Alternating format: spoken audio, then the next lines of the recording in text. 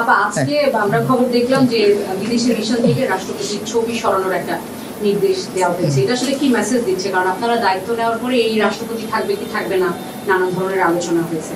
নির্বাচনের আগে আসলে কি বার্তা দিতে চাচ্ছে সরকার? এটা আদৌ কোনো বার্তা দেয় কিনা আমি জানি না। আমিও আপনার মতন শুনেছি এবং পত্রিকায় পড়েছি, কিন্তু যেহেতু আমি বিদেশি দূতাবাসে কাজ করি না, আমি বলতে পারছি না যে আসলে প্রেক্ষিতটা কি, কিন্তু এটার সাথে নির্বাচনের কোনো সম্পর্ক আছে বলে আমার মনে হচ্ছে জি না। সরকারের কোন মন্ত্রণালয়ের সিদ্ধান্ত, এটা সব মন্ত্রণালয় তো, পানি সম্পদ মন্ত্রণালয় তো সিদ্ধান্ত নেবে না যে কোন মন্ত্রীর ঘরে কোন ছবি থাকবে। তো এটা আমি বলতে পারবো না। আর কোনো লিখিত কোনো কাগজ যদি মানে সরকারি পর্যায়ে সকল মহলের সিদ্ধান্ত হইলে ওটা তখন লিখিত থাকতো।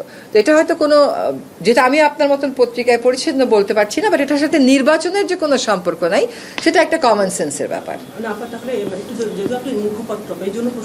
না না, ঠিক আছে, প্রশ্নের উত্তর দিলাম তো আমি।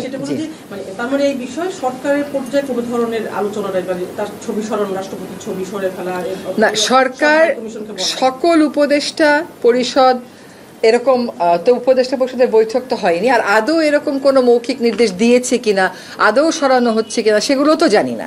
আমিও আপনাদের মতন পড়েছি। তো যদি সিদ্ধান্ত হয়, সিদ্ধান্ত দেখে তাহলে আমি কথা বলবো। উপদেষ্টা পরিষদে তো জানেন না। উপদেষ্টা পরিষদ তো আজকে দেখলাম পত্রিকাতে, উপদেষ্টা পরিষদের মিটিং তো হয় বৃহস্পতিবার। আমি কিন্তু উপদেষ্টা পরিষদ জানে না এই কথা বলিনি। আমি বলছি উপদেষ্টা পরিষদের সভা তো হয়নি, সভায় যেহেতু এটা আলোচিত না, কাজেই যদি এরকম সরকারি পর্যায়ে সিদ্ধান্ত হয় তাহলে সবাই হয়তো আলোচিত হবে। আমি তো অ্যাজ আই সেইড, আমিও তো কোনো মন্ত্রণালয়ের নাম দেখিনি পত্রিকাতে। আপনি কোনো মন্ত্রণালয়ের নাম তো দেখিনি তো আমি, সুতরাং বলতে পারছি না। সরকারের প্ল্যান তো সরকার প্রধান উপদেষ্টা মহোদয় নিজে ক্লিয়ার করেছেন। এরপরে বিভিন্ন রাজনৈতিক দলের তাদের নিজস্ব হিসাব নিকাশ আছে, তাদের নিজস্ব রাজনীতি আছে। এইটার সাথে তো সরকারের অবস্থান বদলের কোনো সম্পর্ক নাই। সরকার বলেছে ফেব্রুয়ারিতে নির্বাচন হবে, সরকার সেই মোতাবেক নির্বাচন কমিশনকে প্রস্তুতি নিতে বলেছে। এটাই হচ্ছে সরকারের অবস্থান।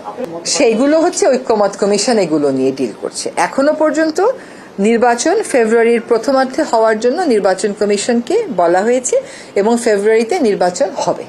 ঐক্যমত কমিশন তো বলেনি যে তার সিদ্ধান্ত সবাইকে মানতে হবে, সেটা দেখিয়ে দিচ্ছে যে কোন কোন সিদ্ধান্ত ঐক্যমত হচ্ছে, কোন কোন সিদ্ধান্তে ধরেন 1/3 রাজনৈতিক দল একদিকে, 2/3 একদিকে, বা 2/3 একদিকে, 1/3 আরেকদিকে, এরকম তো বলা হচ্ছে। ঐক্যমত কমিশনের সিদ্ধান্ত যেখানে ঐক্যমত নাই সেখানে এর মধ্যে আবার ঐক্যমত হয়ে যাবে কিনা সেগুলো তো আমরা বলতে পারি না।